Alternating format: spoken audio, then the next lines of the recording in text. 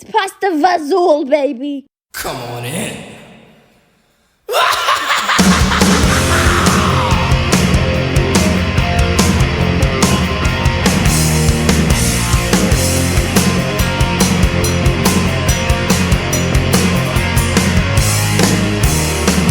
Come on in, no, this ain't no dream. When I love it, when I stay inside, from your head down to your house. Scream until you like it, never gonna stop. Scream until you like it, get ready to rock. Scream until you like it. Well, hello, Screamers! Welcome to the Scream Until You Like It podcast. I am Clint Santino, which of course is a reference to the movie we're going to watch today. Mike, deliver us from this movie, aka Evil Mike, is here with me as well. And we have a special guest. We have Nicole Banna here. Not her real name, but we shall get into that shortly. How's everybody doing today? Just wonderful. Wonderful. Good, wonderful. good. How are you? Yeah. Oh, I'm pretty good. It's a nice Sunday. Thankfully, it's not super cold this weekend. I was worried that we were going straight into like really cold weather, like what feels like a little early. I don't know how you guys feel about it, but I don't really need to have like snow on the ground to feel like it's winter. Hate snow. Yeah. I'll take the cold. Just not, people are like, oh, I love it. Well, we want a white Christmas. No, when you got to drive in that shit, it sucks. So like,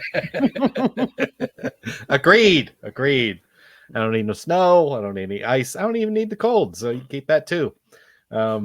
actually warmed up around here. It got up to like almost 60 yesterday and almost 60 today. Yeah, it was pretty warm. It was actually nice weather to be out in the woods. Looking at my phone and not what I was, supposed to do out there. So we got together today to talk about a movie from I don't know what year was this? 2014. 14? 2014. 2014 called Deliver Us from Evil, which right off the bat, I don't feel like that's a very inventive title. I think there's more than one movie that has this title. Feels like kind of generic and cookie cutter, if I'm being honest. But I won't nitpick the title too much because it actually does kind of fit what they were trying to do with this movie, I think. And there's plenty of other stuff to nitpick. Yeah. So for sure. Now, I'm pretty new to this movie. I've watched it a couple of times now. Mike, are you pretty new to this one too? I saw it in the theater, and up Really? until last week, I probably never watched it again until we watched it last week, and now I watched it again today. Okay. Hopefully that'll be it. Nicole, what's your experience with this film? When did you see it first? Saw it in the theater and have the DVD, watch it occasionally. It's a good comfort movie for me. Wow, bought the physical media. Bought the physical media. You are in. This is It's Banya, had to. Okay. I own it too. What? I'm sorry, Mike, what was that? I own it too, and I've never believed it.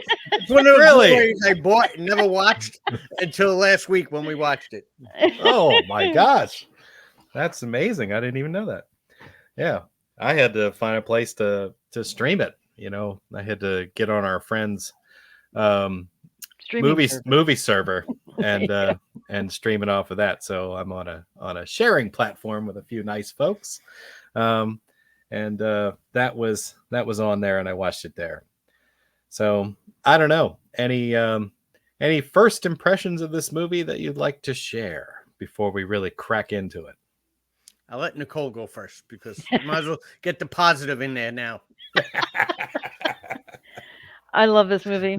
I love the whole cast was great. Story was great. Effects were great. A lot of jumping scenes. Just an overall great flick. Okay. Mike? There we go. I got a lot of issues with this movie. Mhm. Okay. A lot. Okay. But I felt it could have been better. I don't think the story was that bad. I don't think the casting was good. And like I love Mikhail. I love him as a comedian. I think he plays an awful cop, He was an awful cop in the movie. He got killed. He brought knife to a gunfight. He was just, and I still like him. I like him a lot. I don't think he was the right for this movie. I mean, we all agreed Banner's accent was atrocious. What? It Get was. out. It was so bad. Oh my god. Yeah, I don't know. Liking this movie really stems on if you care for possession flicks. Mhm. You know what I mean? It's like not everybody likes a possession flick, and I'm on the fence about it. I'm okay with them. I do like some better than others. This made a pretty honest attempt at it, I feel.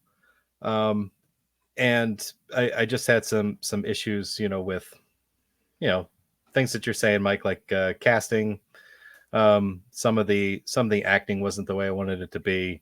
I had some problems with some of the pacing, and I feel in the end they kind of lost me at one point, and I think I'll get a chance to explain that as we go on. But I'm not gonna jump on it right out of the gate because I will.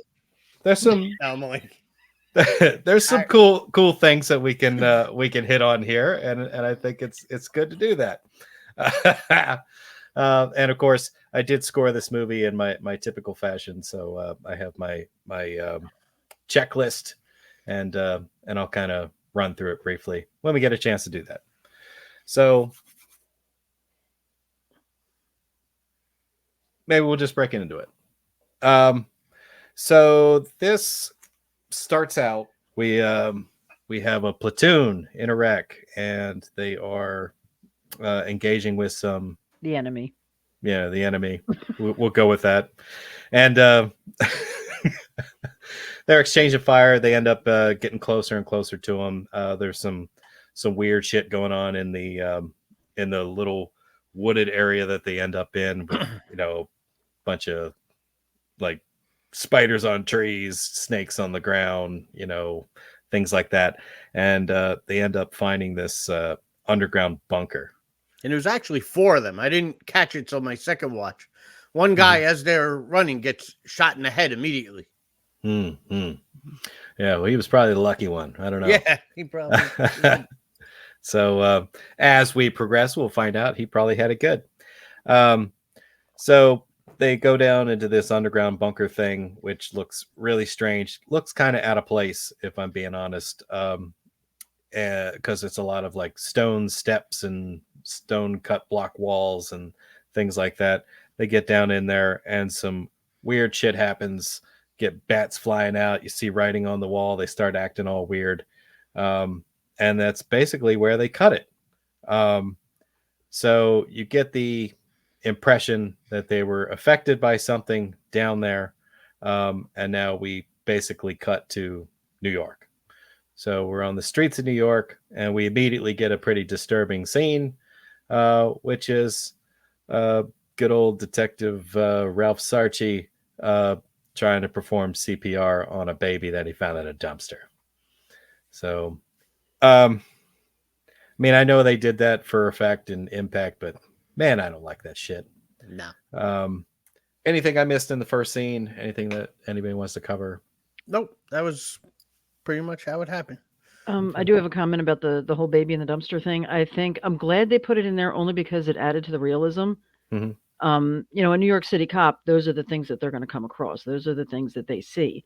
Mhm. And I think it just made an impact on how real this is, Yeah. and why Sarchi is so tough and angry and, Mhm.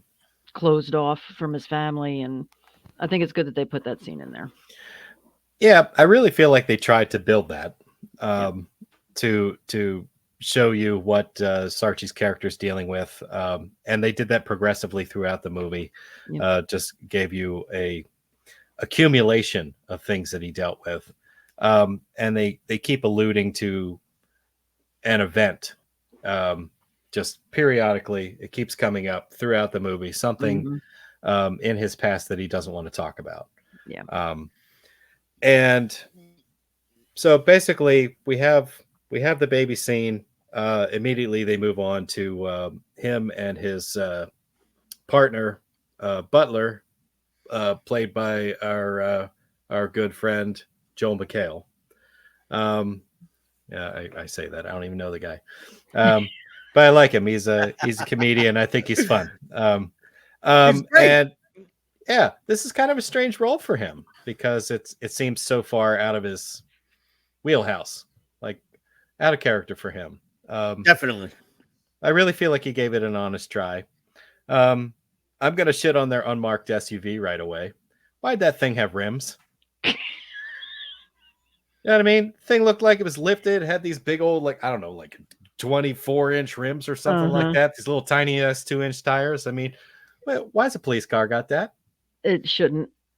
No, not at all. Yeah. So we just ignore that altogether, and we get, Sarchi, played by Eric Bana, immediately giving his partner Butler shit about what's on his head. He's like, "What's that?" He's like, "What are you talking about?" He's like, "On your head." Like, it's a hat. He's like, "It's a fucking Red Sox hat." Oh my God. And you know how I feel about New York movies? That's like, yeah. that was like serving every Yankee fan in the world is gonna string you up. Yeah. Oh my God. Yeah. When a Yankees fan strings you up by your balls, I'm gonna be down there laughing. Like, I can't figure out what his accent was. It was all over the place, and I half expected him to, slip into his Australian accent at some point, because what the fuck was that? Yeah. And I wasn't even aware. I had just found out when, searching, things on this movie. I had no idea that Banya was Australian. Oh, really? I didn't have a clue that he was Australian. So that was a shock to me. And I'm like, okay, now I understand why the accent was so bad. I think he was just trying to overdo it, you know? Yeah, I had no idea he was Australian. Yeah. I'm not going to say it's the worst accent I ever heard in my life. That would be unfair. That would be unfair.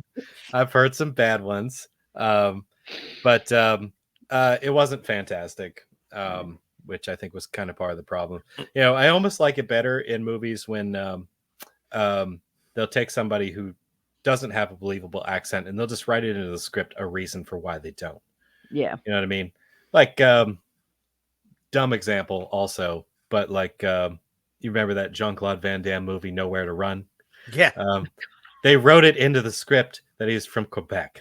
So like, they're like, oh, okay, well, that's why he's got this very thick, like, French sounding accent, because he's from Quebec. Yeah. They didn't do that here. So also because this was based on a true story. So right. Yeah. So they wanted us to feel that he was somebody who was born and bred in the Bronx, and he worked as a cop there his whole life, and other than when he had his military experience, which they claim right up front here that he was a Marine, I believe. So, and I think maybe the reason why you didn't immediately know that Eric Bana was from Australia is because you never really saw the work that he did before he started working in American films. Exactly. So yeah. you saw him doing stuff like Black Hawk Down.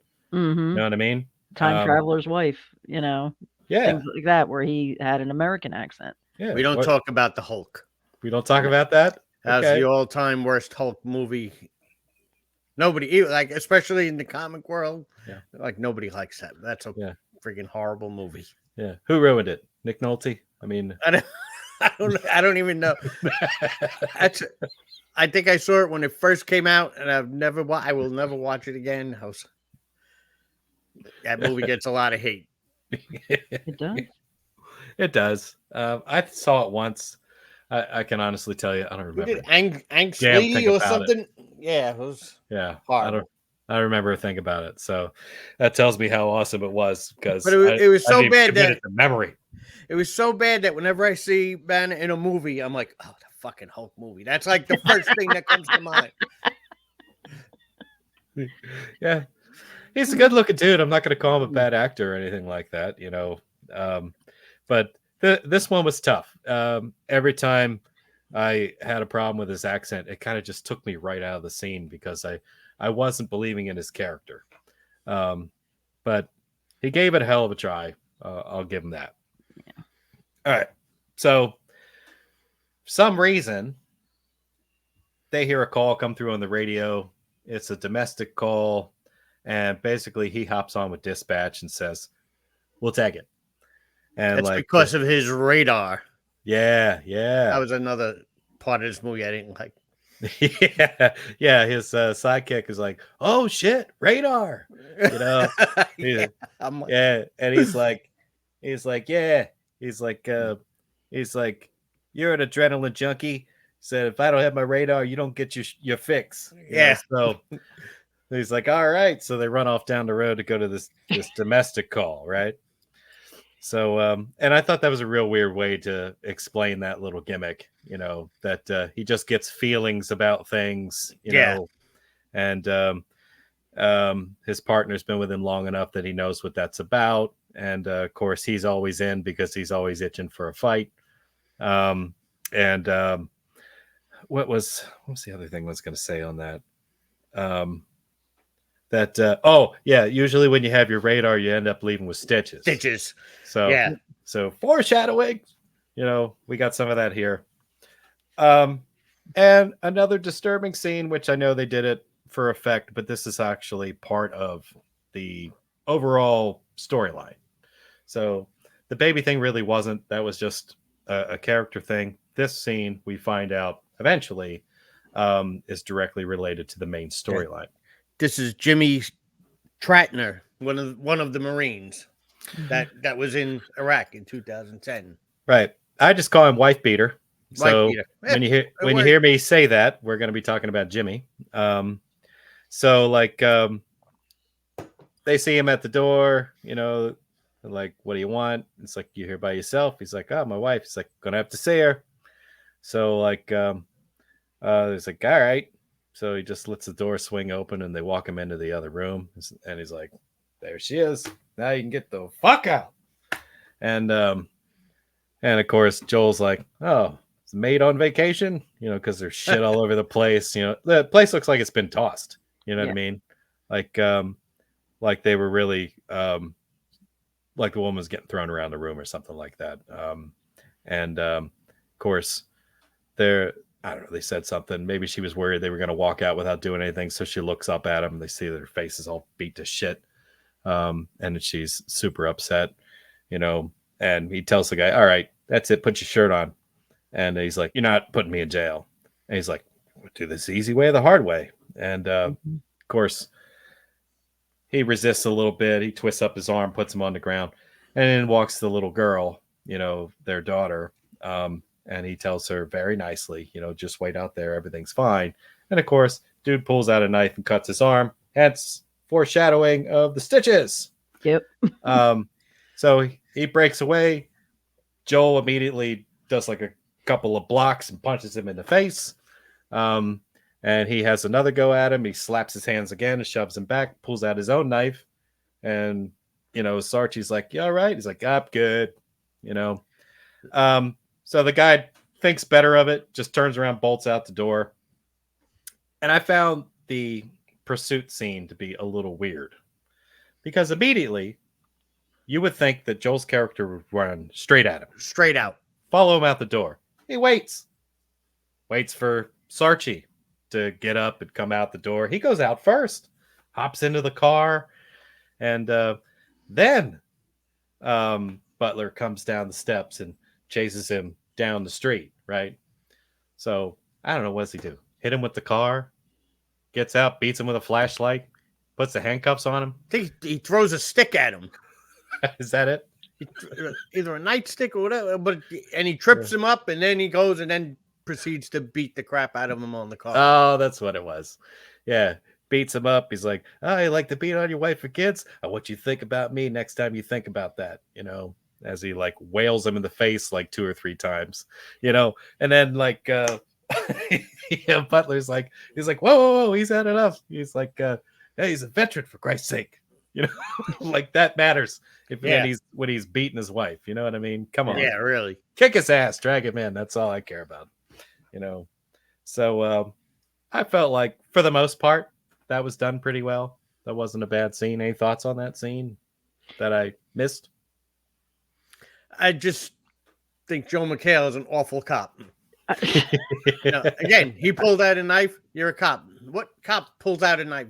Take your gun out, subdue the guy, Yeah. and then, like you said, then the guy ran, and you didn't even run after him. So yeah, he's gonna make sure that his partner's okay first. Hey, you all right? yeah, I have to interject here. Go for it. Go for it. I love Joel McHale in this role. While he is, usually known as a comedian, he did bring a little comedic effect to this movie, which I loved. And he actually did all of his own stunts. He trained for a long time with military, I believe with military, to learn how to do the knife fights and he all did that. a lot of knife training, He did a lot of it himself. I think he did a great job in this role. I really which do. didn't help him in the movie because he got killed anyway. In the theatrical Spoiler. version, he Oh. lived. Oh. Well, He did. In the And- theatrical version, you see him in the room during the baptism at the end. And you know something, a funny side note about him, with all the training he did, they said through the whole movie he didn't get cut once. The last day of filming, he had his son on set and was like cutting like a piece of food or chocolate or something stupid, and he sliced his He finger and it sliced was his bleeding profusely, they said. Got through every scene, every knife fight in the movie, and he cuts his finger cutting a piece of chocolate.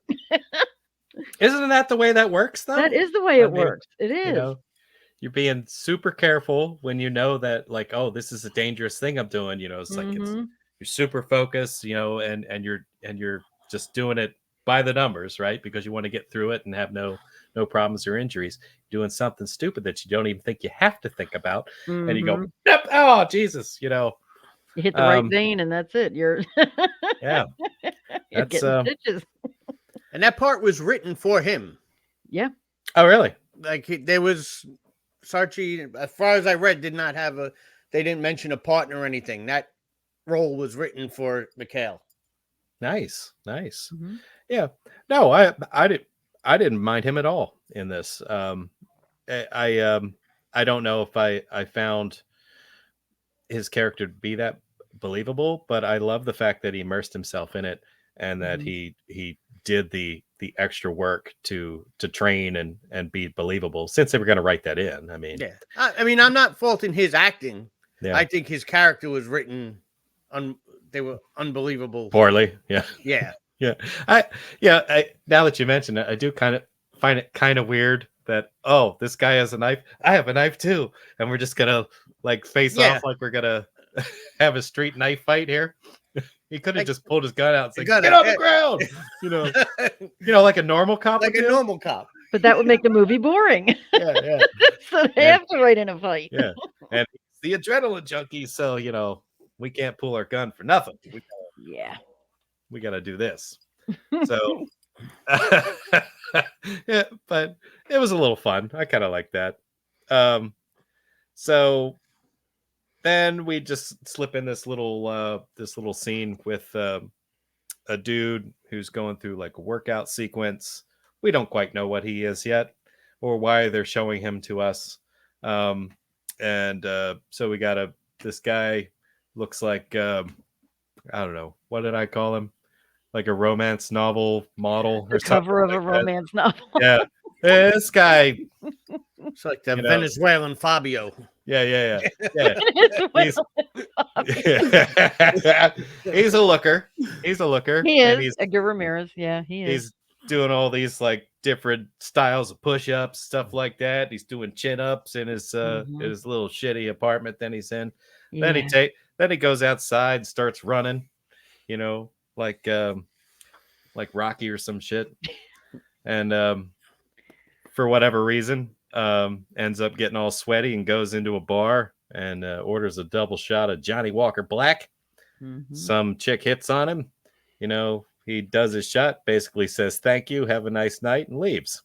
So I'm like, That was confusing.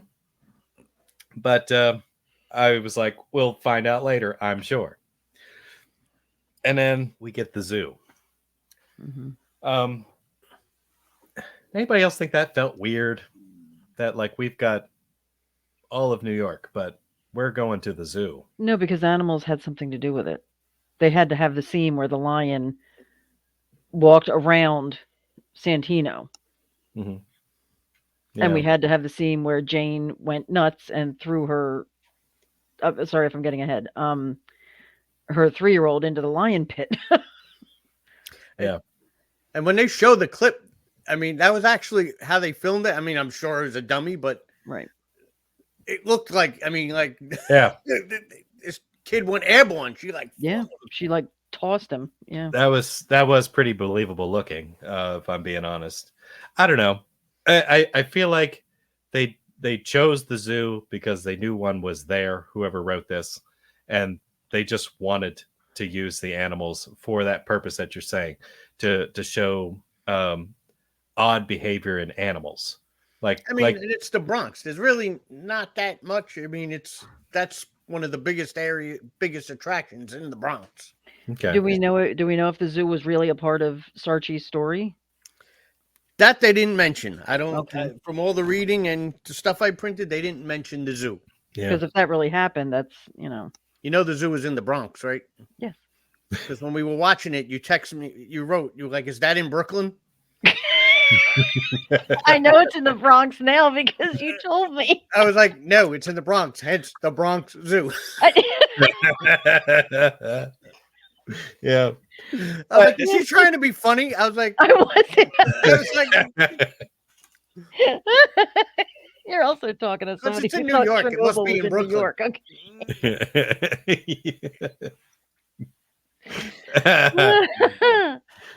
Yeah. Funny. So yeah, I kind of feel like they wanted to use the animal angle for the purpose of the story, because I think it's easier to show strange behavior in animals than it is in people. Sometimes. Yeah. Like or more impactful or creepier. I don't know what the real reason for doing that, but that's really what we got here. They got this call to the Bronx Zoo. You get a little bit of a thing from one of the cops that was on scene, talking to Eric Bana's character Sarchi, where he's like, "Oh yeah, you're that guy,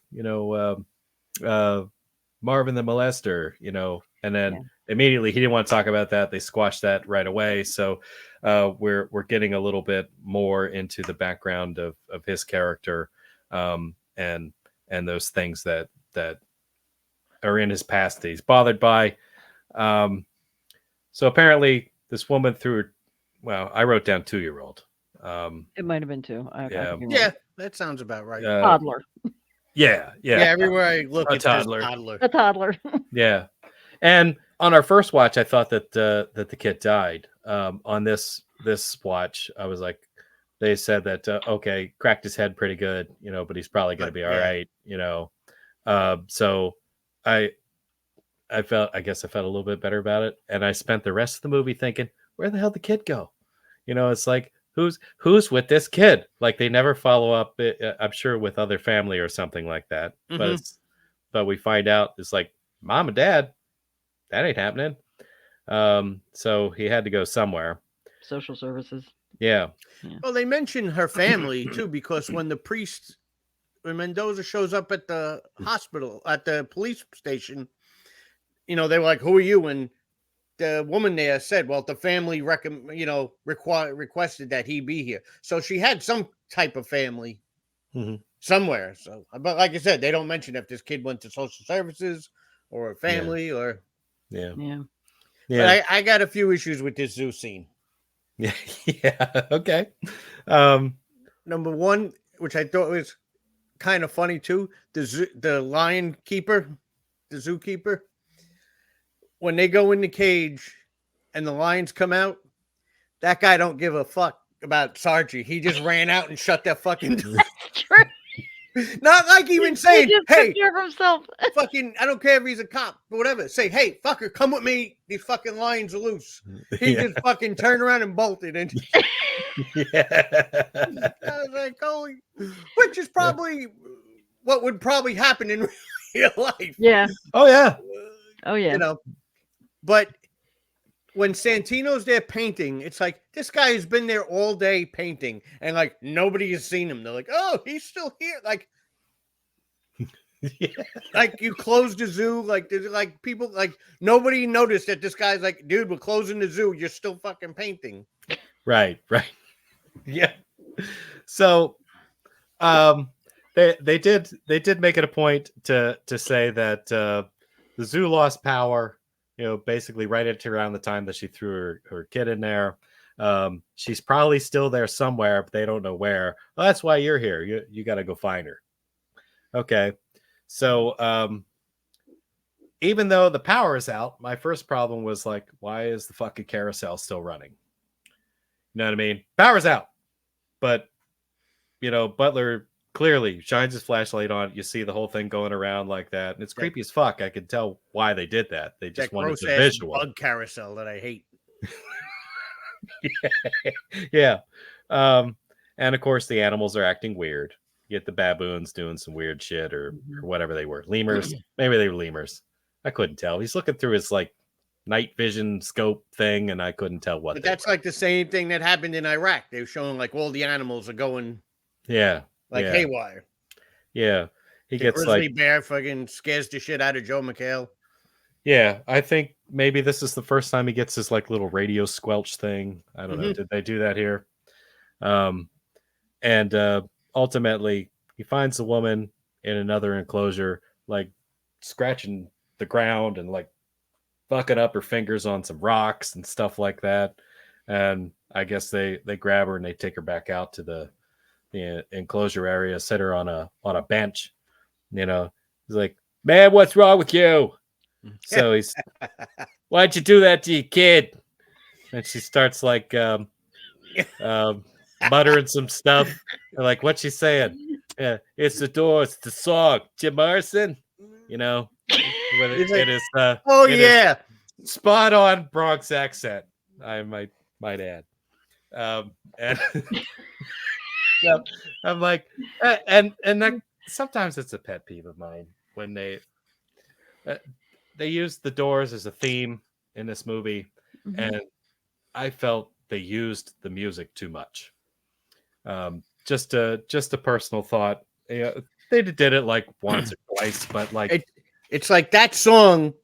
Yes, you could see why. Break on through to the other side. That song kind of had reference to like what was going on, but then like all the other scenes were just now we got to hear random Doors songs the whole movie. Exactly. And I'm not the biggest Doors fan, as you might have guessed. But well, I like them. I do too. But it's, I don't know. Somehow that particular gimmick didn't work with me here. But I get what they were doing. And we'll see it a little further as they expose what's actually happening. So like for whatever reason, sees this guy in the lion enclosure. They're like, "Who's that guy?"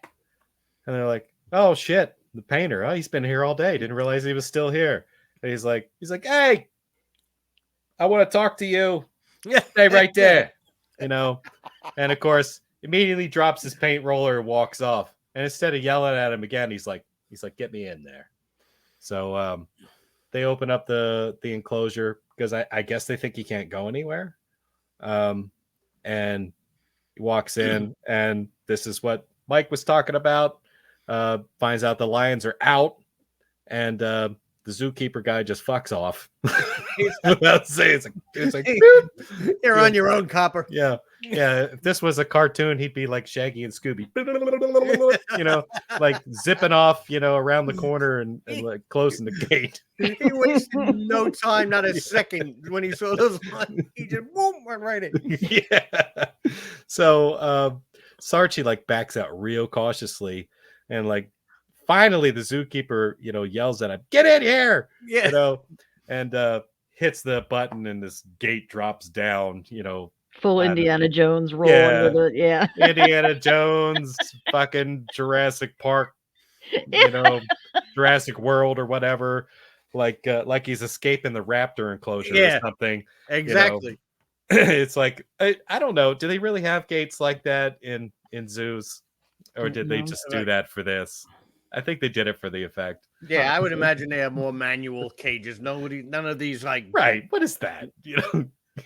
We just hit the dropping temple emergency doom button bars. and the other Like a gate garage falls door. down. Yeah.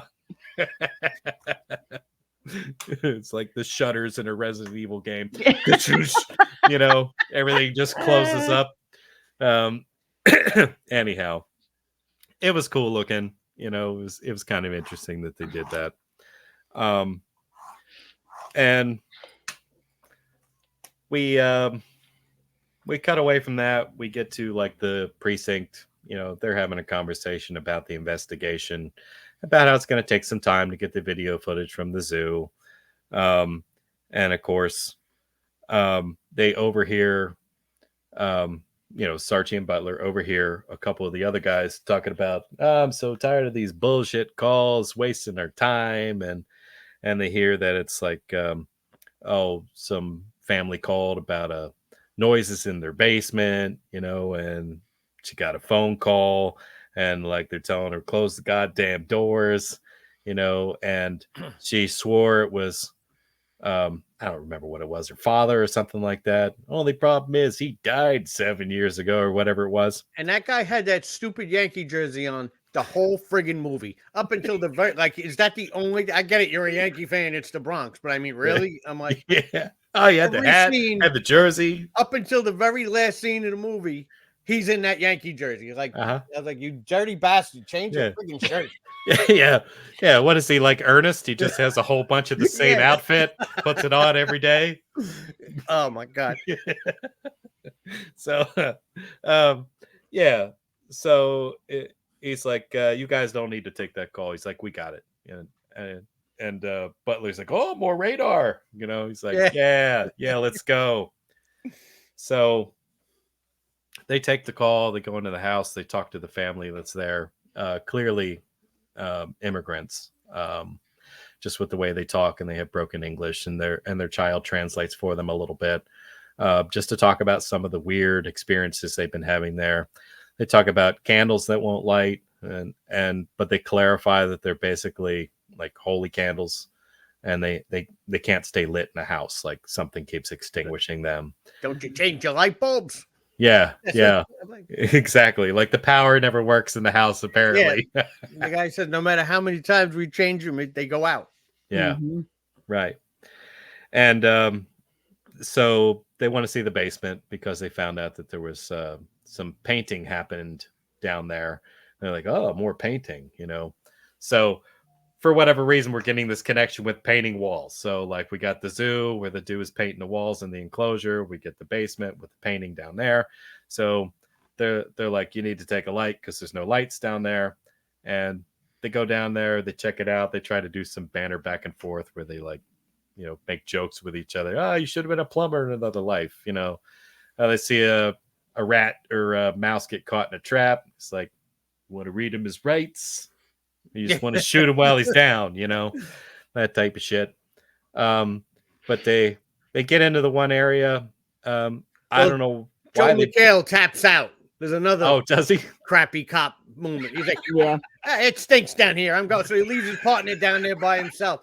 I'm going up to get some In an fresh air. uncleared room. Yeah. So stupid. But, yeah.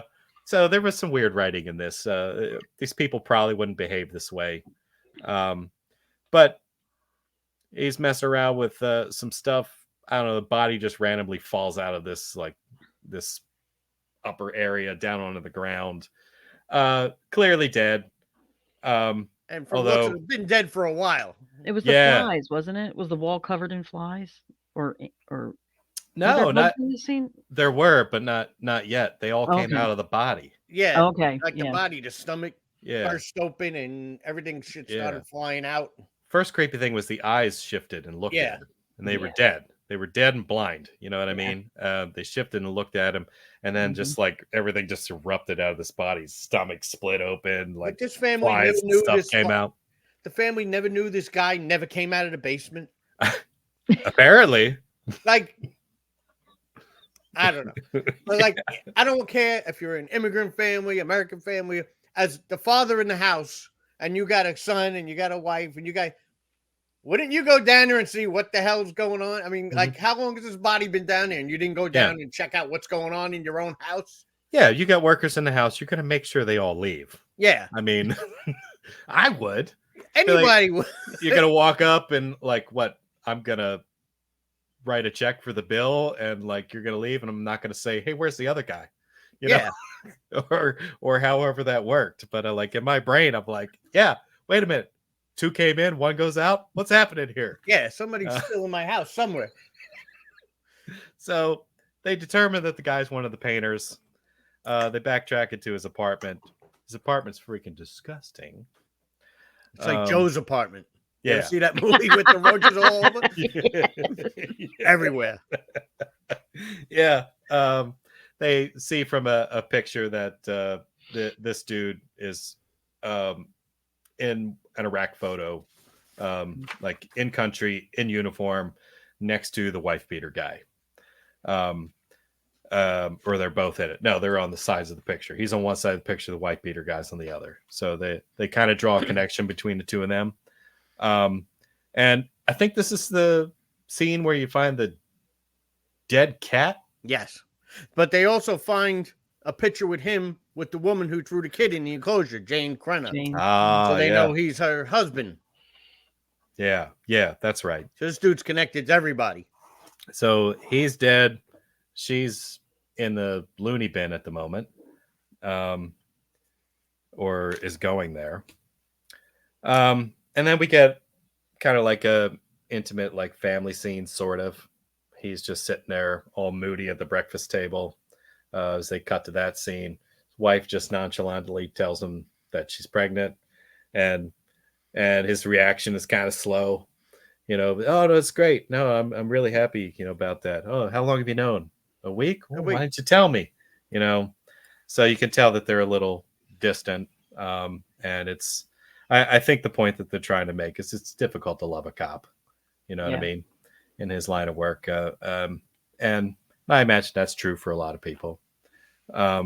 It seemed strained. The family dynamic wasn't really working for me in this, and they tried really hard to make it a part of this story.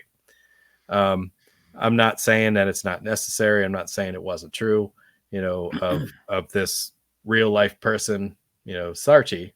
But I almost feel like it was a mechanic that the movie didn't need necessarily. And it kind of muddied things up for me later in the story. But we'll get to that, I'm sure. So far, this story's kind of making sense. There's a real linear feel to this. Like it feels like a detective story. Mhm. I mean, any thoughts on that? Anybody disagree with that? And now they officially know Santino was the guy they're looking for. Mhm. Right. Yeah, it definitely seems that way. So they get the footage from the zoo. The priest shows up, has a, who we did not know was a priest before. We know it now because Where's your collar? Yeah. He goes, I'm undercover just like you. Yeah. Sarge's like, what? His car didn't have rims. Yeah. He's like, what can we do for you, father? And Father. he's like, are you he's like, you Catholic or something? He's like, it's the second time you call me father. He's like, I was raised Catholic, So they have this strange conversation about him not going to church anymore. He goes, I outgrew it. He goes, you outgrew God? I'm like, oh boy, here we Yeah, here it comes. But through this conversation, the priest basically wanted to see the footage from the zoo because he knows Jane, the woman who threw her child in the enclosure. And he's known her for years, apparently. And says she's not crazy. And he's like, she's crazy. And he's like, nah, no, she's not. and then has this weird conversation about secondary and primary evil, and evil spirits causing people to do things. Oh, you tell me she's possessed, you know, that type of shit. Yeah. So obviously he doesn't believe him. He can't let him in to see the footage, so they kind of just part ways there. I don't know. Did they watch the footage there? He watched feel the like they footage did. with Butler first. Yeah. Okay. That's where Yeah. you get the scene that scared the shit out of Nicole. Yeah. But he's seeing things on the footage that Butler is not seeing. Right. Yeah. He's hearing stuff And too. hearing the Hearing static. like radio static. He's hearing the voices of little kids, Mm-hmm. and Butler doesn't hear a thing. he's like, Yeah. you fucking with me. Yeah. Yeah. He's like, it's silence. There's nothing there, you know. And there's a flash on the screen who we don't know who that is yet, you know. But he's like, you tell me you didn't see that? He's like, see what? So you almost get the impression that Sarchi's losing his mind, you know, Yeah. From this particular scene. And they see that the dude who was painting over some writing on the wall, and he walks over, stares at a camera. He's like, oh, he knew we were coming. I don't know why that means anything. Him staring at a camera. Yeah. Oh, he knew we were coming. And they also see him talking to the lions. Yeah. He pulls Like actually great. telling the lions what to do. I'm like, yeah. That was Yeah. so great. I love that scene. I did. I mean, it showed that there was something not just supernatural, but evil working here, that it can control a freaking lion. Yeah. You know, he opens the gate and the lion walks in, and he's just standing there, and the lion just looks at him and walks away, you know? Yeah. And it kind of gives me a new thought that I never had before, that maybe Dr. Doolittle was demonically possessed.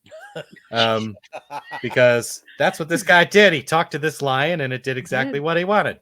He did. So see that cop over there with that bad accent? You fuck him up when he comes in his cage. yeah, he's like, now get out of my way.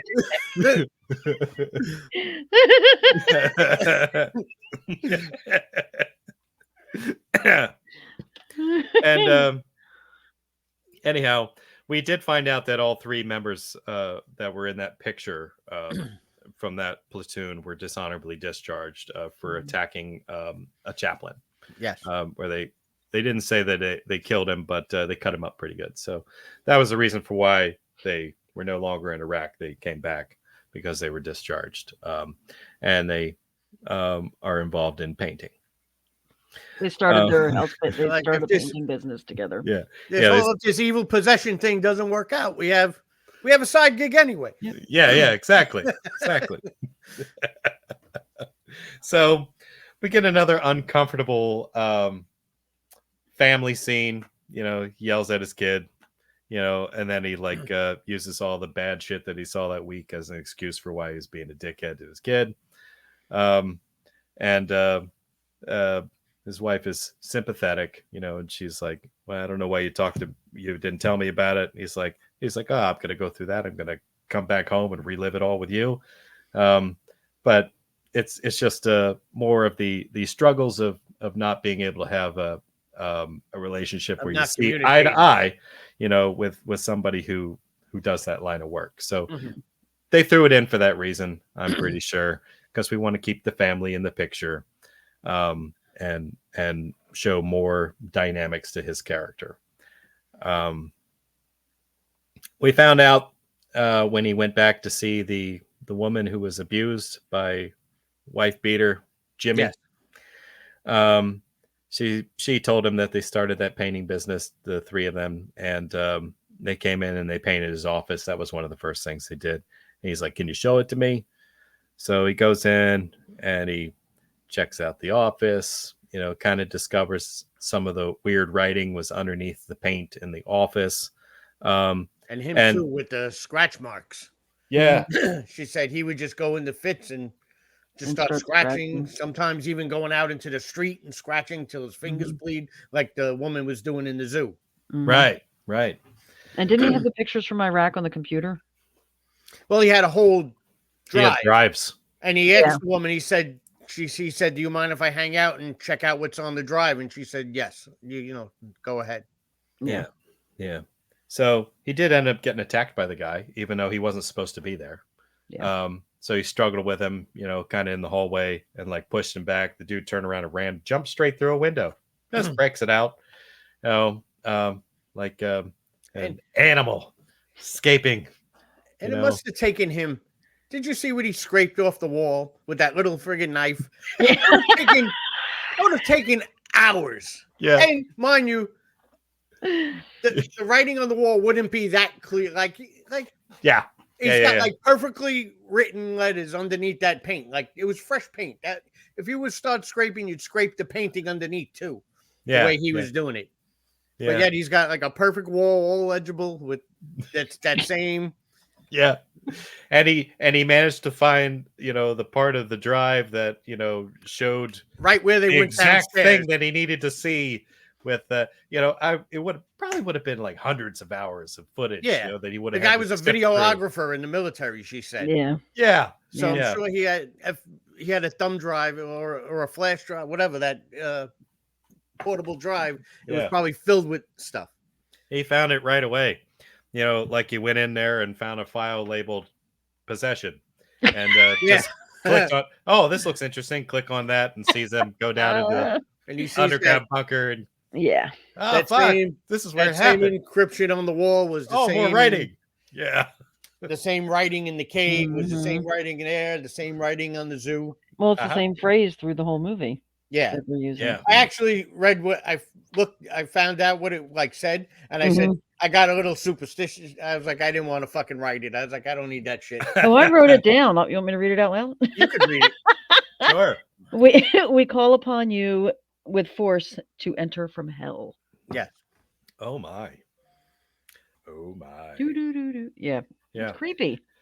And he did like this is where they kind of like skipped ahead a little bit in time. Like they condensed a portion of this story because they did the office thing. He went back to the basement crime scene and took a picture of that, and the whole I think the zoo thing, he already had that available because they had the stills from the video footage. So he kind of just pieced it all together. They were all three basically the same thing. And they were painting over top of it so people couldn't see it. And he needed to know what it was all about. He realized that Jane went to the zoo more or less to see this what the hell's her name? Santino guy. So he felt that he had to go see her. So he's like doing some legit linear thinking, some detective stuff, even though we feel like it's a little too convenient, a little too easy, and he has the magic knife that scrapes paint off of other paint. Or which we found out it was human blood, right? So Yeah. It was written paint in doesn't human stick to blood, right? Yeah. So Well, now he goes back to Mendoza because he's like, maybe there's something to all this shit he was saying. yeah. Mhm. So yeah. So he does go to see Jane in the lockup. Incredibly creepy scene. Very creepy scene. And the priest shows up for some reason. I guess he called him. And they go in there and he tries to question her. She says a little bit about, Santino had a message for her, and she wouldn't say what it was. And he showed her the picture of the writing. Is like, was this it? That type of shit. She grabs his hand. He's like, let go of my arm. He's like, let go of my goddamn arm. What kind of cop sticks his whole arm and like you couldn't just show it they're open bards. You couldn't just show it a screen. Yeah, hold it back. Here's my whole goddamn arms. Yeah, dumb cops do that. There is very little that I don't like about this movie, but that is one of those you want to look him in the face and just go, how dumb are you? Stick your whole arm through the freaking cage of this cell, whatever she's in. And yeah, he deserved to get bitten. She bit the fuck out of his arm. The fuck out of his arm. Took a chunk. And I did find it interesting that she said the word Marvin to him. before he walked away. And so this kind of re-solidifies, some of the things I've seen other movies, that deal directly with possession, that demons just seem to know things about you. Yep. Secrets you don't tell other people, things you don't want other people to know. And this affected him in a way that kind of illustrated that this was a sensitive subject for him. So for the second time now, we've had that name mentioned, and it really bothered him. Yeah. And it slammed home the fact that he's dealing with something that is not logical. Right. So he doesn't go to the hospital. Instead, a priest and a cop walk into a bar. He did, didn't he? He said he had to get an HIV test. He said that, but he didn't go anywhere because the priest said, let's get a drink. Yeah, don't worry, the bourbon will clear it up. Yeah. Oh my God. So he's literally got a bite from a possessed person that looks like they were like chewing on garbage or something, and well, what was that shit all over her face? You know what I mean? She was not clean. Yeah. Right. Yeah. She was not hygienic. She was like foaming. She was like rabid. She was like foaming at the mouth. Yeah. She looked diseased. She And did. he's like, sure, let's go get a drink. So whatever about the bite on his arm, Yeah. they're in a bar, talking about the weird writings, listening to the goddamn Doors, like we weren't going to notice. Oh, I wrote it down here. Mendoza, this is where he tells him. Riders on the Storm starts. The writing, he says the writing is a Christian and pagan, the writing is a bridge between Christian and pagan theology, which would allow demons a doorway to the human world. Mm-hmm.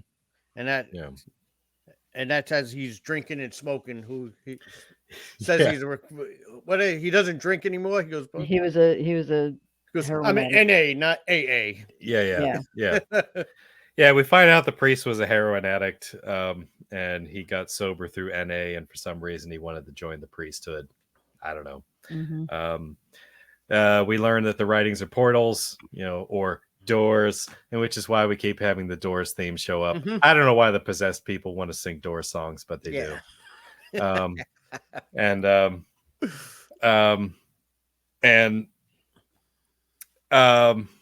And he plays the tape for him because he's still kind of not believing in this whole the audio exorcism tape stuff. And he says, here, look, this is a tape of an exorcism. The only three people there are me, the mother, and a 5-year-old girl. And then you hear like the little girl's voice change. Yeah. Into demonic. Yeah. Yeah. And right after he plays him that, and he's like, you play pool? He goes, well, yeah, let's go play pool. Yeah, let's play pool. Let's talk about possession and exorcisms and stuff like that. I don't know why this, troubled past priest would, somehow get into exorcism. We never really get an explanation for that. Why would he even know that? I mean, I don't think that's typical study, unless I'm wrong about that. He would have kind of had to do that on his own, wouldn't he?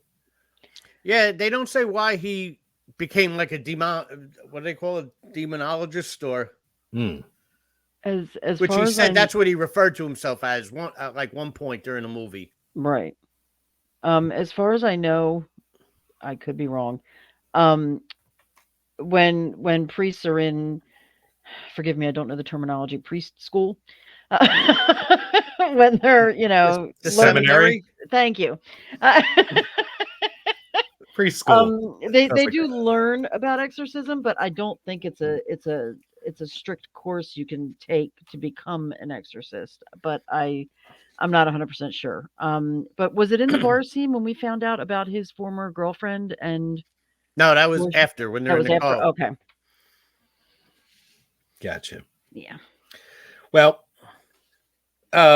not to jump ahead, but we established somehow through the priest that this particular cop, Sarchi, is a conductor of evil. And that's what he's referring to as his radar, so that he seems to be in tune with it when it's around, that he seems to link up with it and is drawn to it. I really don't feel like his family stuff came off very genuine. That's just a note that I threw in here. And I don't understand to this point why his child starts getting tormented. Hearing noises in a room, That fucking Jack in the Box. stuff kind of moving around. That could fucking go take Creepy a ass fucking Jack walk. in the Box. That owl freaked me out. That giant stuffed owl. There was no fucking reason for that stupid Jack in the Box to even be in the movie. Had nothing to do with possession. It was a scary scene, and I think it was showing that like his family isn't immune. Like Yeah. evil can attack anything, and if they're going to get to him, they're going to go after his family. Yeah. But to this point, wherever all the weird stuff happened, there was writing on the wall. So, Yeah. like, as far as we know, there wasn't anything in his house. No, Right. Right. So it almost seems like that main possessed dude, Santino, had the ability to project Turned all his demonic fish into powers remotely. right. Yeah. right. Well, His fish started all. Which, if you look in that tank, like you don't even have to be a. They were like all beta fish, which like those are all the ones in the pet store that are in a bowl by themselves, Mhm. and then an Oscar, which is a cichlid, which are big. You would never put those in the tank, but all these little fish are just devouring this big friggin' Oscar. I was like, I thought that was funny. That no reason for it, but I just thought it was humorous. Well, I know nothing about fish, so that's fascinating to me. So, like, you're saying that normally you wouldn't put those fish in the same tank together. No, if you ever go into PetSmart and they always have like those fancy beta fish, they're in the Okay. little bowls by And they're on themselves. separate little, Yeah. That's what, because they'll kill them, they'll fight, Oh, and they had a tank with like 5 of them in it, which you would never have. Like they would never suggest. And on top of it, another totally different kind of fish that you wouldn't put it with them. That's what, because they're known for being very solitary fish. This is like my nerdism popping out. But okay. Do you think they did this with actual fish? Or was this a CG application? Because it looked. I don't think they would do it with actual fish. The Humane Society would be all Yeah. over them. yeah. It's, you know, Unless they made the fish they were all eating something fake out of something they would eat, that's what I was thinking. It was made out of fish food or something. and let all the other fish just pick at with it. like red food coloring. Yeah. Yeah. You know what fish food's made out of? Do I Fish. want to know?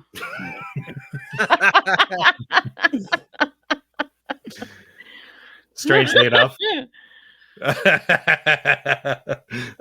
So yeah, I think fish are kind of cannibalistic by nature.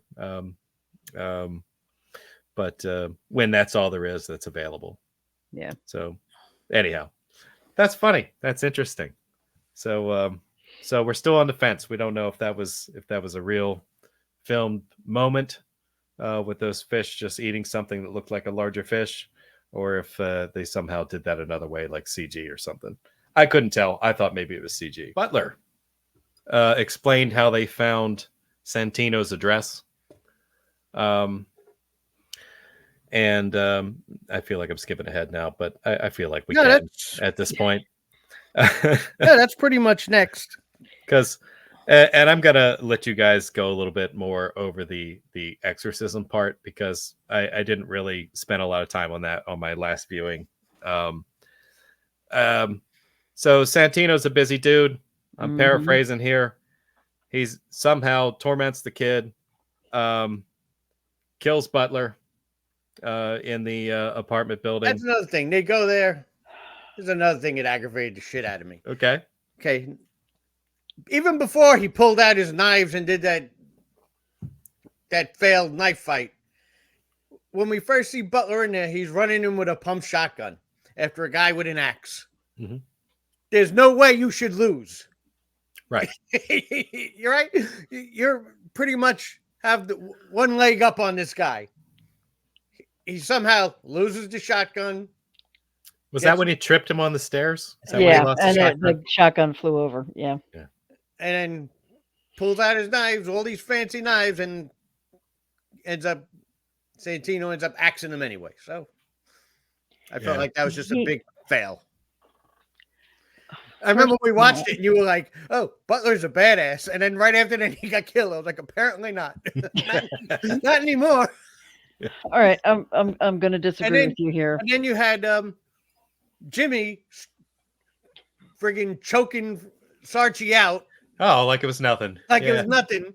And Mendoza, who we told stay in the car, you're lucky he didn't listen because he came and threw the cross on Jimmy's and like kept him at bay. Like that was a ridiculous whole scene. All right. First of all, I wouldn't have stayed in the car either.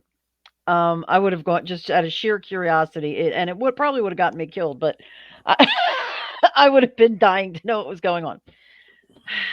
Second of all, he started Mendoza started reciting something, and I'm going to have to go back and watch it again. Something from the Bible about what that started to weaken him, and he finally let go of Sarchi.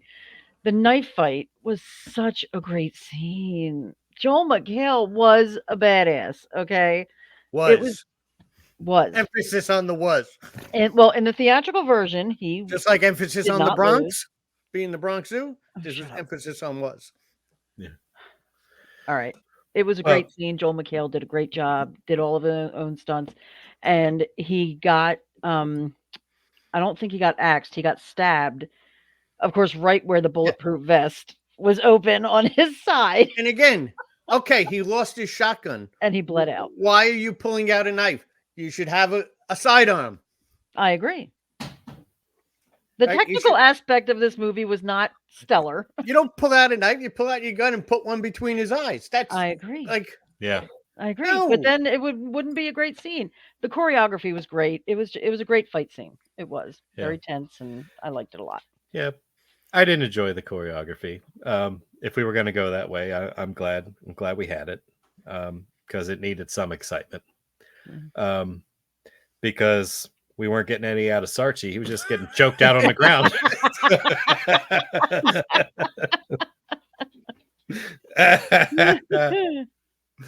But okay, yeah, the priest saved Sarchi. At some point, we got the Marvin story.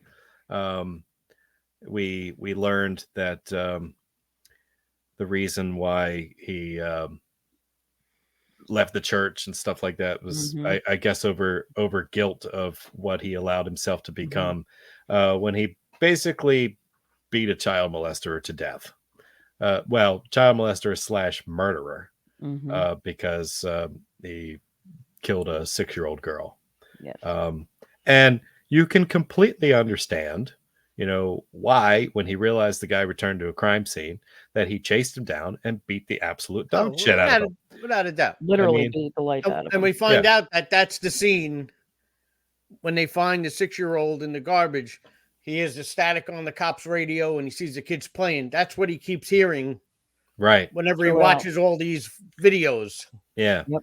And when he flashes on an image, it's usually the bloodied up, dying Marvin. Yes. You know what I mean? So you see it early. You see it in the zookeeper footage. You see it. Actually, he saw him in the mirror in his own child's bedroom. He flashed on that. And I think it showed up again somewhere else. So this is a story that they gave to us from the beginning. We just didn't understand what we were looking at until they finally explained it. And honestly, I don't know why his character would feel guilt over that. It's well, he is Catholic. Sure. And guilt, and forgive me, for saying this, but the Catholic religion does require guilt on some level, and I think this was a very important part of the story, because as we find out later, he has to cleanse himself and confess everything in order to be able to help anybody. Yeah. Well, that's what Father Mendoza told him. He says, you still feel guilt because even what you did to this guy, it wasn't justice. It was done out of revenge. Yeah. Right. Wrath. Exactly. One of the 7. Which I would have been top 7. Anybody would have been okay with it. Fuck that guy. Yeah. I would have too. Right. Guess I wouldn't have. Yeah. And anybody, who brought it up, in the police force, who knew anything about it, you could tell they were like, oh yeah, you took care of that guy. Yeah, you know, like yeah, like it was a they're- badge of honor to yeah, murder somebody. yeah. To them, it was a good thing. Yeah. Um. So, is this the part where he's like driving home, and like the chick Jane, who we saw in a previous scene, escaped from the Yes. mental facility, just Yep. randomly jumps off of a building and lands on his car. Yep. Yeah, well, we find out first the girl Jane killed The doctor. that dick doctor. Yeah, the physician on call or something, whatever Yeah. he called himself. And she comes crawling out of her cell. You see him dead in the background, and she's like got the keys in her mouth, and she's still foaming. And Yep. he's driving, and like 2 seconds later, Pieces of she Sarchi's arm. timed that jump perfectly because she landed right on his car as he was driving. I'm like, what is this? I'm like, that was a very anticlimactic way to just get her character out of the movie. Yeah. Let's just throw her off the building. Yeah, they're like, we got to wrap this up. It wasn't good enough just to leave her locked up. She's got to escape and kill herself on his car. Exactly. And then he So- gets a call from his house, and it's Santino. hmm And he tells her, he goes, I told her to jump. I was like, and it took him a second. He goes, are you in my house? Like, it didn't like realize, like, that would have been the first thing. I got a call from my house. And this guy is like, but it was like, are you in my house after a minute? yeah. Wait a minute. Yeah. Are you in my house? New York's finest. Yeah. It just occurred to me he's a detective, and it took him that long to figure it out. He's like, yeah. Wait a minute. Wait. That's awesome. So obviously, he's like, he calls in, and there's a dead body in the road. I'm going to my house. Meet me there. Yeah, fuck the dead body. Meet me in my house. So he goes inside. Of course, first thing he sees immediately is Santino sticks his gun in his face. You know, they have this awkward conversation. Santino's all cut up. He's got the words on his body now. Mhm. Like he's a portal now. He's the door. Mhm. I don't remember if they played another Doors song here or not. They did earlier in the apartment building. They played "People Are Strange," but People are strange. I don't think they did it here. He tries to beat him up, change him to a steam pipe. You know, he breaks that. You know, the other cops rush in. They arrest him. Well, because he lets them know he took his daughter and his wife. He's like, Yeah. Mhm. and he won't tell them where they are. Yeah, and I found that really interesting that he kidnapped them. Like he's not done that to this point in the story for anybody. He's just created havoc and caused people to commit heinous crimes. So I don't know why he's got it in for the detective here. I got it from like now I got it in my head at least that this demon, they want Sarchi. Okay. Because Santino tells you, he's like, if you let us in, we'll tell you where they are. Mm. So I'm thinking that they really want him. Okay, that makes sense. Sort of. I mean, the demon's only purpose is any demon's only purpose is to cause pain. That's all they do, you know, and that's going after his family and trying to get him to cross over, you know. Yeah, to dispel faith and and prove them that they're smart, you know. Prove to dismantle themselves your that they're personal smart. belief system, the thing that keeps you going every day. Yeah, sure. Yeah, I'll go along with that. So they take it back to the police station. He's in an interrogation room. I don't know why the hell the priest is there. Like, who let that guy in? They have to perform the exorcism. Yeah, well, but it's like, but that's kind of the thing. They're in a police station right now. Somehow they're gonna allow an exorcism to take place inside the station. Nobody says shit about it. Got a guy on the other side of the glass going, "What the fuck?" He's like, "Holy." You know, I loved those scenes. I loved it when they showed the guys on the other side of the glass because that was funny. That guy. They were in such shock, like they couldn't believe what they were saying. one big issue I had with that scene was, as anybody who's either Catholic or has seen possession movies, you need church approval to perform an exorcism, no matter where, no matter when. And they obviously did not have church approval. Right. They're just doing it in a police station. Well, Right. it's a very lengthy process It is, yeah. because it's got to go through all the church assholes and Hmm. up the ranks and glad then you said down, and then they send another asshole to frigging assess the Mhm. situation. They get another asshole to fucking do it. We, Meanwhile, you got fucking fire shooting out of your eyes and fucking you're flaming and you're waiting on these idiots to friggin' come. So this guy, I think reality, anybody would just fuck this. We're just gonna do this yeah, exorcism now. yeah. I'll get, dethroned or whatever it is they do and disbarred. I don't know, but What was I gonna say? Well, we got to find his wife and his daughter. So yeah, fuck it, we're doing it. let's send this to Rome and see if See what they okay. say. We can hold them for 72 hours, right? Yeah. Yeah. Yeah, I forget what he had mentioned that before, whatever it was that they called it when you were like I don't know, exiled from the church. I don't remember Mhm. what word he used. It wasn't like Decollared. disrobed or something.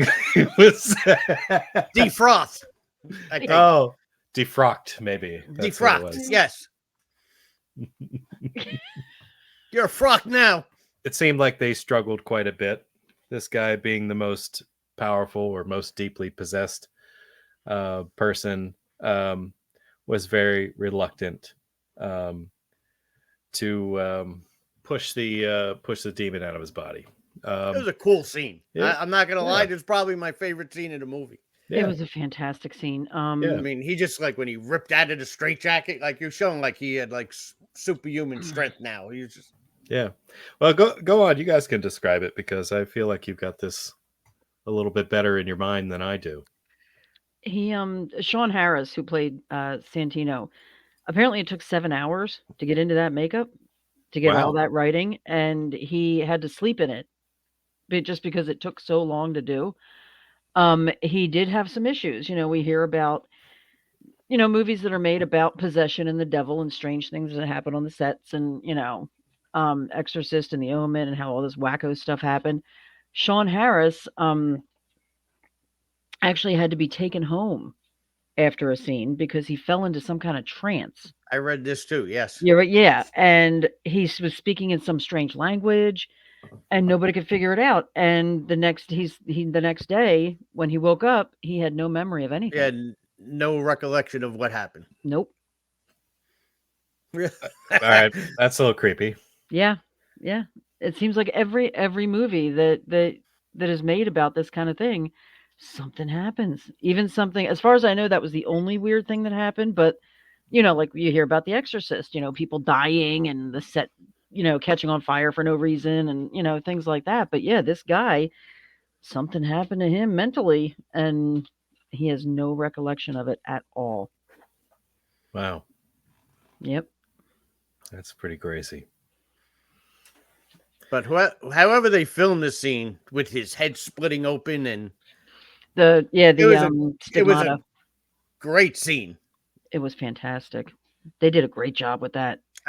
He broke out and took his leg and was just like eating his own leg and fucking chewing and like I was like, Yeah, I remember his neck contorted at one point. Yeah, backwards. yeah. He bent back and his neck like elongated. It like stretched Yeah. out, and that was That's pretty Ugh. gross. yeah. Yeah, at one point, it's I think the windows blew in or something Yes. like Mhm. that, and then it started raining inside. Yep. I'm like, that's an interesting Mendoza effect. tells Sarchi to get out first. And he's like, no, I'm staying. Yep. It's okay. Then you just read the responses when I ask. Yep. And I found it funny because this happens in just about every possession movie I see when there are two people during an exorcism. Mendoza told Sarchi, just read from the book. Do not listen to it. Do not engage. Just read from the book. And then what happens? Then Then the demon Santino started starts digging saying at personal stuff Mendoza. to Mendoza, and Mendoza's getting pissed off and arguing with it, saying that, his child is alive. She never had an abortion, Those demons always know how to get you. Yep. Yep. That Yep. cracked me up when he just started listening to him when he Went right told him back. not to. It went right back to Richard Pryor. What'd you say about my mama? Yeah. Your mama sews socks in hell. What'd you say about my mama? But I did love. I thought Sean Harris did a fantastic job Oh, because definitely. He definitely did a good Oh job. yeah. he was Oh, creepy yeah. through the whole movie, but it Mhm. wasn't towards the end, like right before the exorcism scene. Like his face was terrifying Yeah, he with the was. makeup, and he had like the drips of blood coming down, and the way he looked. And then when the exorcism was over and the demon was out, his face just completely transformed back into this innocent guy, who had Yeah. really no idea what just happened. Yeah. He just kind of wakes up in the middle of this police station, getting rained on, covered in blood. He did an amazing job. They kind of made Sarchi like the hero again here because, like, for the whole exorcism, he was like falling apart, and the priest was like, "Are you okay? Can you keep?" He's like, "All right, I'm good." But then when the priest started talking, like Sarchi was like, "You're telling me you're doing just what you told me not to do. You gotta focus." Like all of a sudden now he's Mister. Yeah. I'm like, oh my. Yeah. It was mutual support. It was. He's It like, was. focus. It, Yeah. it was a great scene. That was a great exorcism scene. I would have loved it if he grabbed him and slapped him. Yeah. Get your stuff together. With the accent. Yeah. He's like, you keep this shit up, I'm gonna put a Red Sox hat on you. Um,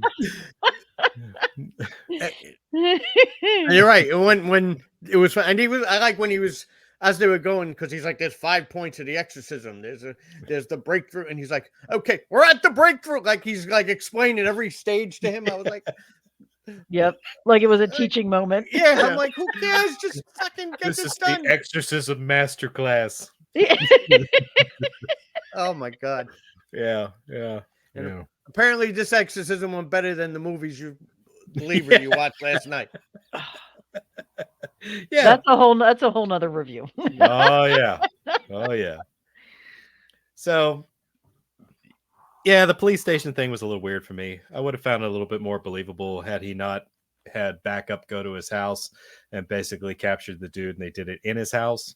That's what I said. I thought they would have done it like right there. Like, yeah, would have worked a little better for me as far as the way it was written, and then you just kind of leave some of the things that were unbelievable out of it. Like, oh, they're just gonna let an exorcism happen in the middle of this, police station. this room where they interrogate people. All right, with all these other cops watching from the one-sided mirror, the two-sided mirror, two-way mirror. And I guess then he reveals where the wife and daughter are. Mm-hmm. Yeah, I guess he still remembers. Yeah, he has no recollection of anything, but he knows where they are. That's what I didn't get. I was like, if they do an exorcism and his demon's gone, he's not going to remember. No, he's not going to know where they are. Yeah, it's like the demon knows where they are, not him. Right. So but they go and they find the wife and the daughter. Dopey Yankee dude is still wearing that jersey. It's like 6 days now, and he's still wearing that freaking. Yeah. I bet you think eventually Laundry Day is going to come. Yeah, it should. Yeah. Yeah. Maybe it was on the cusp of the cycle. Yeah. It'll change to his Giants jersey or something like Yeah. that. Yeah. But anyhow, yeah, they kind of lost me at the end here, and that was kind of what I was leading to earlier. It just kind of fell apart. But you can assume a few things moving forward from this that he I think he did retire not long after this. He did, yes. Yeah. Is this where some real life stuff can come in? Yeah. He became a demonologist. And okay. Before we get into that, you want me to give you the stats? Go for it. Sure. We just had a budget of 30 million. Box office was 87.9 million. Oh, it's a success. IMDb, the director, Scott Derrickson, it's the writers credited are Scott Derrickson, Paul Harris Boardman, and Ralph Sarchi himself. Yep. I know he was on film as a consultant, but IMDb lists him as one of the writers. I don't know if that's true or not. Oh, okay. And Well, Scott Derrickson, director, known for The Black Phone, Sinister, Doctor Strange, and the Exorcism of Emily Rose. nice. That's a pretty good list. That is. Which a cool fact is, the real Ralph Sarchi wrote a book. Do I have the name of it? I know I do, but I'm unprepared.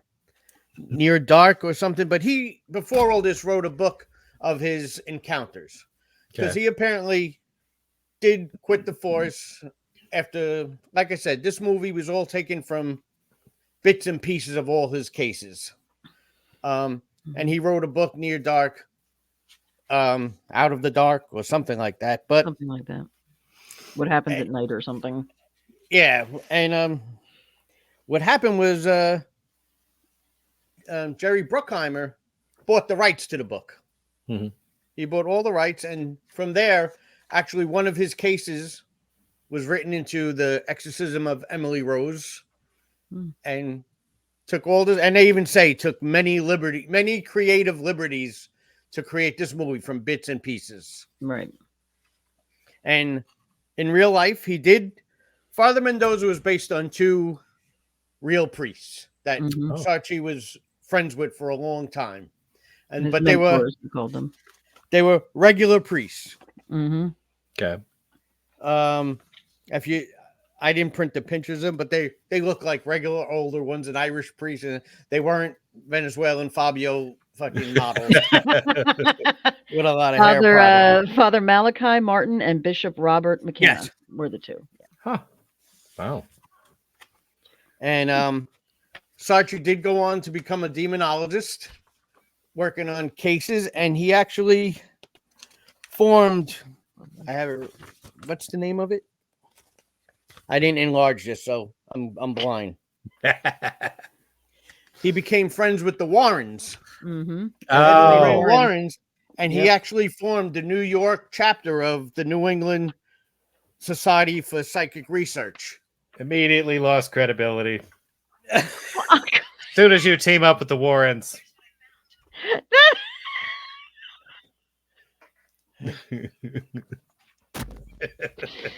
Bunch of scam artists. Come on. I don't think they are. I think it's, you know what? I think like everything else with them, once you hit a level of, popularity, notoriety, you get shit on it. You get shit on regardless. Yeah. I've spoke to a few people in the group that are like big paranormal. I'm like, what's the deal? Because like you mentioned paranormal, and some people just go off on you, and and a lot of these people didn't even know the one. Like I know a girl, she's in the group that she's actually working with the Warren's grandson, doing paranormal research and projects, and they are accredited. I mean, a lot of their stuff. Once you start making movies, stuff gets twisted to sell movies. Oh, sure. That's what people don't realize. Yeah. So what happened in real life and what happened in the movies, people, it's like, shocker, that's not how it really happened. Yeah. So there's a lot of bullshit that goes in with it. Yeah. But apparently Sarchi and his wife divorced way earlier on because of his work, and didn't get along with his wife at all. I couldn't do it. I give credit to anybody who can marry with a cop like that. I could not do it. Yeah, it was, and they said I think he even said it was all because of the job, not anything because of exorcisms or anything supernatural. Right. It's basically because he lived for his job and put his job first. She's like, he's a dick. Yeah. He yells at our kid. Yeah. Will you shut up? There is the little girl in the movie, Lulu Wilson. Yes. Who played Christina.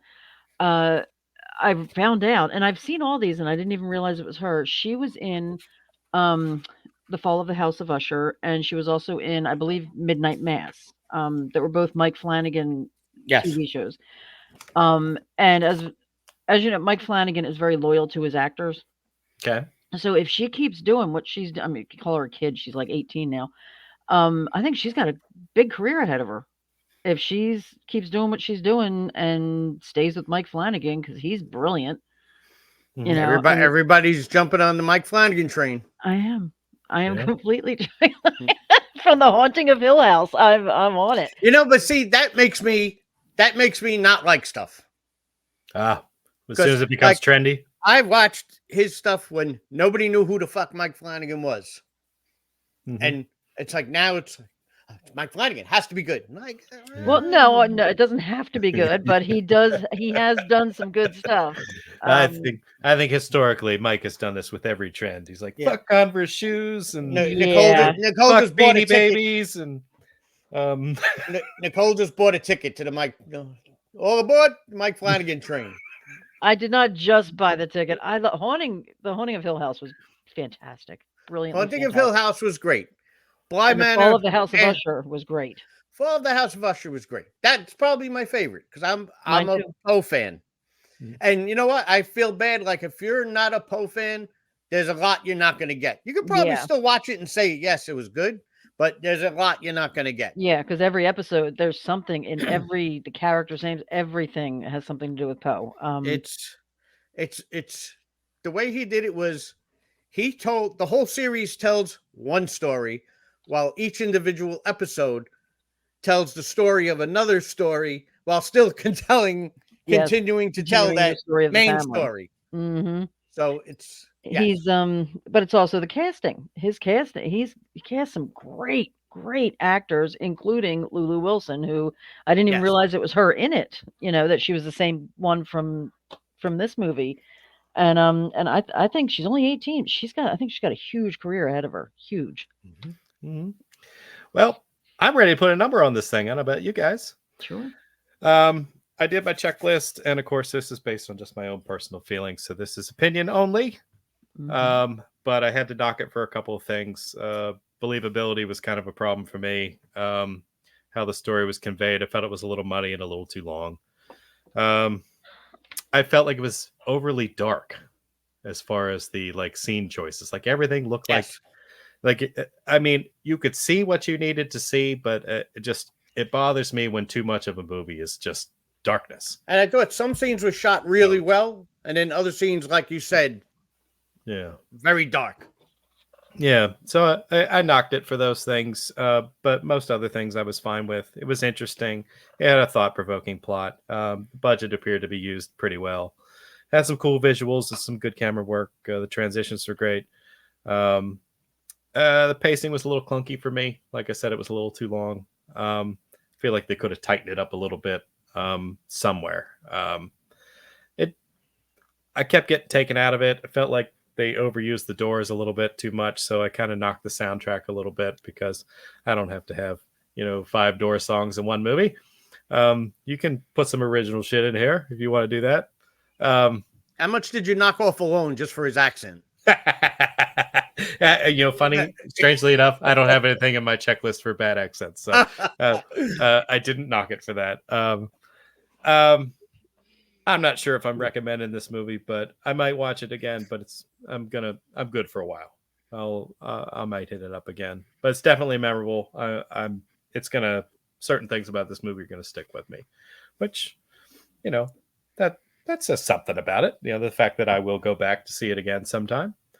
I gave it a 17 out of 30. So that's basically 56%, or 5.6 out of 10. Where you at, Mike? I'll let Nicole go first. All right, Nicole. I'm still deducting the math in my head. Oh my god. I did not do a point system. So I'm That's just fine. going by what's in my head. The only things I really love this movie. I did. Aside from I love the soundtrack. I'm a big Doors fan. The casting was great. The special effects were great. The choreography was great. I did not like his accent. It was just horrible.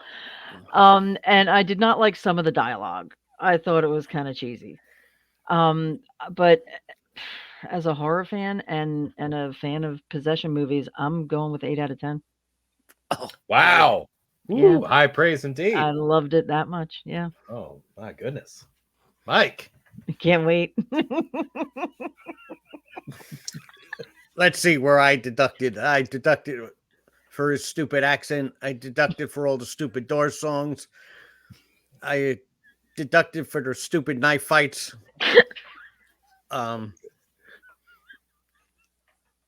I deducted for them being portrayed as like the worst. They were like the Keystone Cops, the worst cops ever.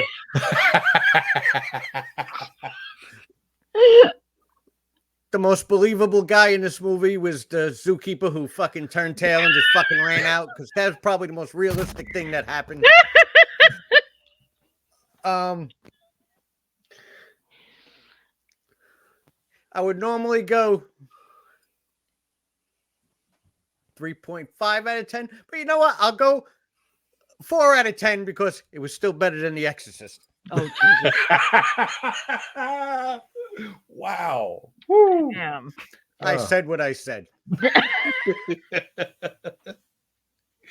Great. Well, there you have it, folks. Yep. Not an agreement amongst us. Nope. 3 completely different opinions.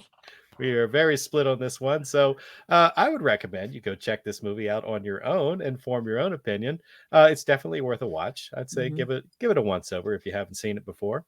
And if you made it to this point in the show and you have not seen the movie, we just spoiled the shit out of it for you. So shame on you. You should have stopped and gone to watch it beforehand. But anyhow, I think that concludes our talk on this wonderful addition to the possession world. Deliver us from evil.